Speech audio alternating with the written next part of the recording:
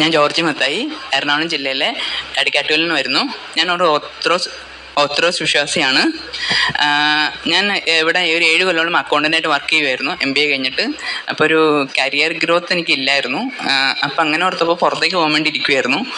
അങ്ങനെ ഞാൻ പോണതിന് മുമ്പായിട്ട് അമ്മ പറഞ്ഞു, കൃപാസനത്തെക്കുറിച്ച് പറയുകയും ഇവിടെ നിന്ന് ഉടമ്പടി എടുക്കാൻ പറഞ്ഞു. അങ്ങ് സെപ്റ്റംബർ 5-ാം തീയതി ഉടമ്പടി എടുത്ത് സെപ്റ്റംബർ 26-ാം തീയതി ആയപ്പോഴേക്കും ഞാൻ പുറത്തേക്ക് UAE പോയി, ദുബായിൽ പോയ ടൈമിലും അവിടെ നിന്നും ഞാൻ അവിടുത്തെ പള്ളിയിൽ പോകുമായിരുന്നു.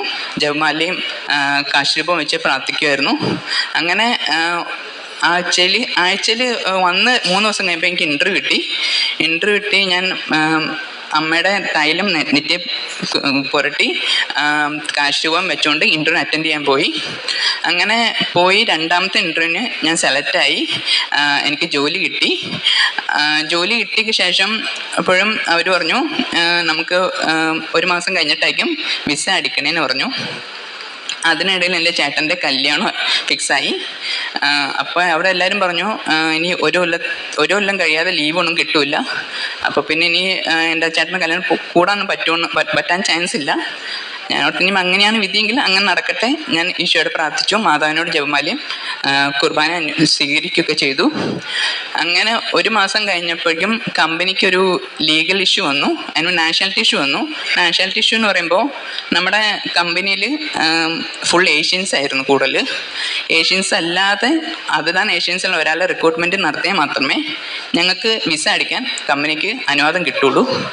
അങ്ങനെ വന്നപ്പോൾ കമ്പനി പറഞ്ഞു, നീ ഇപ്പോൾ 1 മാസം നാട്ടിൽ പോയിക്കോളാൻ പറഞ്ഞു എന്നോട്.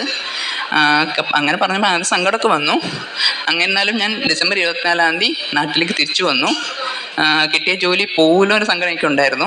എന്നിരുന്നാലും എൻ്റെ ചേട്ടൻ്റെ കല്യാണം കൂടാൻ പറ്റിയില്ല എന്ന സന്തോഷത്തോടെ വന്ന് ചേട്ടൻ്റെ എൻഗേജ്മെൻറ്റ് കൂടി വന്ന് 3 ആഴ്ച കഴിഞ്ഞ്, എന്ന് വെച്ചാൽ ഡിസംബർ 24-ാം തീയതി വന്ന ശേഷം 3 ആഴ്ച കഴിഞ്ഞ് കറക്റ്റായിട്ട് പറഞ്ഞാൽ എൻ്റെ ചേട്ടൻ്റെ കല്യാണം കഴിഞ്ഞ് 1 ആഴ്ച ശേഷം കമ്പനി എന്നെ വിളിച്ചിട്ട് വിസ പ്രൊസീജിയർ സ്റ്റാർട്ടായെന്ന് പറഞ്ഞു. അവർ എല്ലാ മെഡിക്കലിലൊക്കെ എടുത്തു കഴിഞ്ഞ് ഈ മാസം 23-ാം തീയതി ഞാൻ കയറി പോവുകയാണ്. 24-ാം തീയതി ഞാൻ അവിടെ ജോയിൻ ചെയ്യും. എല്ലാം മാതാവിൻ്റെയും ഈശോയുടെയും അനുഗ്രഹം കൊണ്ട് മാത്രമാണ് ഞാൻ പൂർണ്ണ വിശ്വസിക്കുന്നു. പിന്നെ എൻ്റെ ജീവിതത്തിൽ നിന്ന് മാറ്റം വന്നെന്ന് ചോദിച്ചാൽ, ഉടമ്പടി എടുത്ത ശേഷം ഞാൻ ഉടമ്പടി എടുക്കണേ മുമ്പ് ഞാൻ വർത്തമാനം പറയുമ്പോഴൊക്കെ മോശപ്പെട്ട വാക്കുകൾ ഉപയോഗിക്കുമായിരുന്നു. മുതിർന്നവരോട് തർക്കത്തൊക്കെ പറയുന്ന ശീലം എനിക്കുണ്ടായിരുന്നു. ഉടമ്പടി എടുത്ത ശേഷം അതൊക്കെ ഞാൻ ഒഴിവാക്കി. പിന്നെ കൃപാസന പത്രമൊക്കെ ഞാനായിട്ട് കൊടുക്കും. എല്ലാം ഈശോയുടെയും എൻ്റെ മാതാവിൻ്റെയും മാത്രം അനുഗ്രഹമാണെന്ന് വിശ്വസിക്കുന്നു. Thank you. ജെറമിയ പ്രവാചകന്റെ പുസ്തകം 33